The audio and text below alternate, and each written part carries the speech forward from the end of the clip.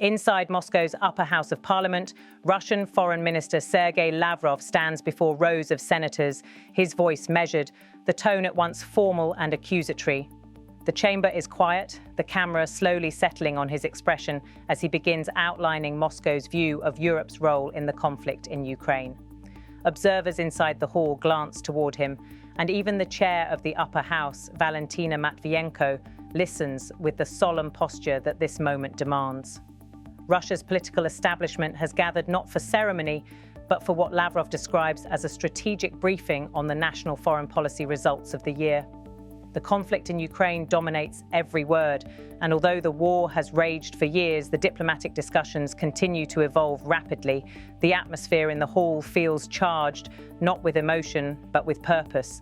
Russian senators pose questions seeking clarity about Western positions. Lavrov's answers are couched not in speculation, but in a firm narrative. Europe, he argues, is obstructing peace. He pauses briefly, scanning the chamber, then begins his first pointed claim.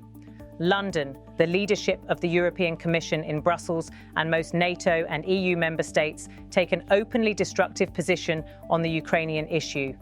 Having invested all their political capital, whatever it may be, in the war with Russia through the hands and bodies of Ukrainian citizens, they continue in hopeless political blindness to console themselves with the illusion of somehow defeating our country. Those words land heavily in a room where Russia's diplomatic direction is taken seriously and broadcast internationally. The charge is clear. Moscow believes European governments are prolonging war by refusing to accept a political resolution that accommodates Russian security concerns.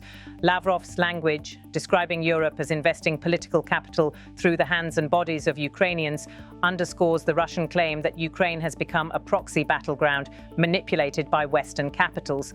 Russia has used this framing repeatedly, but the minister's tone today feels more blunt, as if to publicize a widening fracture between Europe and Washington in the approach to ending hostilities.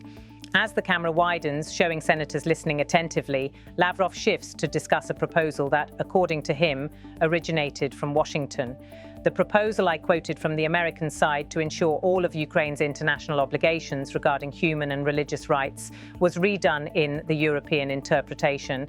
And what we'd seen after that was a completely different story, where Ukraine is called on to comply with all the norms regarding minorities and religious freedoms that are accepted in the European Union. He is referring to confidential diplomatic channels between the United States and Russia that have increasingly been acknowledged since President Donald Trump entered office.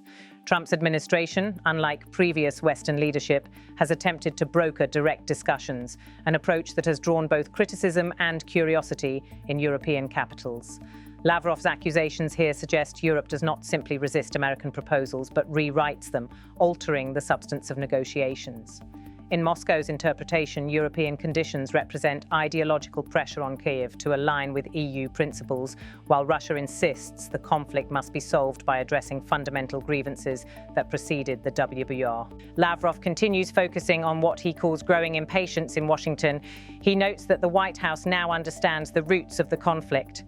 Against this backdrop, the United States is showing increasing impatience, especially President Trump, who, as I have already said, is the only Western leader who, immediately after entering the White House in January of this year, began to show an understanding of the reasons that made the WBR in Ukraine inevitable. This is an extraordinary formulation. By saying the WR was inevitable, he intentionally distances Russia from responsibility and suggests that tensions leading up to the conflict were bound to erupt without fundamental political rearrangements. When he calls Trump the only Western leader who understands this, he sends a message not only toward Washington, but toward Europe, that Russia views diplomatic progress as dependent on American willingness to accept Russian arguments. As he speaks, images show him seated before the session began, adjusting documents and preparing notes. That small, seemingly mundane moment underlines the importance of today's appearance. This is Russia's foreign policy chief reporting to the legislature, and what he says becomes part of Moscow's official public record. The world watches closely because whatever emerges from these discussions could shape the next phase of American-Russian contacts, even as fighting continues on the ground in multiple Ukrainian regions. Lavrov turns again to Trump, emphasizing dialogue rather than confrontation. We appreciate President Trump's commitment to dialogue and to resolving the conflict in Ukraine through political and diplomatic means. Discussions on the American side's proposals continued, as you know, on December 2nd during the visit to Moscow of US Special Presidential Envoy Steve Witkoff. An agreement was reached to continue this work. Most importantly, there ensued a fundamental understanding that a sustainable settlement is impossible without eradicating the root causes of the crisis. These words reveal what Moscow wants the world to hear. Negotiations are ongoing, proposals are being exchanged, and crucially, Washington has agreed that the conflict cannot be solved by superficial arrangements. Lavrov's mention of Steve Witkoff being in Moscow earlier this month signals active channels. The Russian government wants to show that diplomatic efforts are not stalled, even if Europe, in Lavrov's telling, continues to obstruct. He also hints at what Russia believes those root causes are: the status of national minorities, questions of identity, and importantly, Ukraine's alignment with European institutions that Russia sees as anti-Russian by definition. In Moscow's diplomatic lexicon, root causes often refer to NATO expansion, Ukrainian nationalist movements, and Western political influence in Kyiv. For the Kremlin, acknowledging these roots is essential because any settlement that ignores them, Russia argues, will simply defer the next crisis. Lavrov then repeats with emphasis that human rights lie at the center of American proposals. The only Western leader who cares about human rights in this situation is also Donald Trump, because in those proposals, I don't think I'm revealing too much of a secret, and that Steve Witkoff brought and that were discussed in detail with the president of the Russian Federation, it was specifically stated that it was necessary to ensure the rights of national minorities and religious freedoms in Ukraine in what remains of it. That phrase, "in what remains of it," is striking. It implies that Ukraine's territorial status is no longer what it once was, and that Russia considers recent territorial changes irreversible. Moscow's message is blunt. The future settlement presupposes a Ukraine that is not the same as the state that existed before the WR. It also suggests that Russia expects international recognition of the territories it now controls, or at least an acceptance that those regions will not return to Kyiv's authority. Inside the chamber, senators ask follow-up questions, seeking clarification about European actions. The exchanges highlight Moscow's frustration.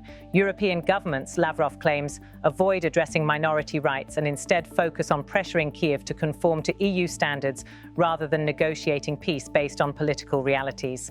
To Russia, Europe's approach seems not only unrealistic but ideologically driven.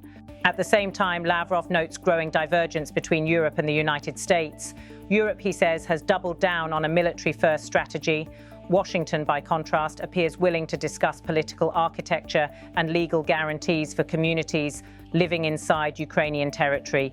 This contrast is central to today's message. Russia is telling the world Europe has lost touch, while America is the only Western power capable of real diplomacy. Journalists following the session interpret this as Moscow reaching out publicly to Washington while applying pressure on Brussels. For European governments, Lavrov's comments will likely be seen as an attempt to drive a wedge between allies.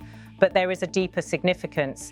By publicly praising Trump while criticizing Brussels, Lavrov is reshaping the diplomatic narrative. The United States is constructive, Europe is destructive. He appears to believe that the United States under Trump might eventually pressure Ukraine into accepting root cause solutions that Europe rejects. Meanwhile, tensions between Ukraine and Russia remain deadly. Shelling continues along multiple front lines, and civilian areas have been repeatedly struck over the past months. The humanitarian toll remains immense, with displacement, infrastructure damage, and winter shortages across affected regions. As this session takes place, UN agencies warn of further humanitarian deterioration if negotiations stall. By contrasting European positions with American proposals, Lavrov implies there is a viable diplomatic track, one that Europe is sabotaging by insisting on maximalist political conditions.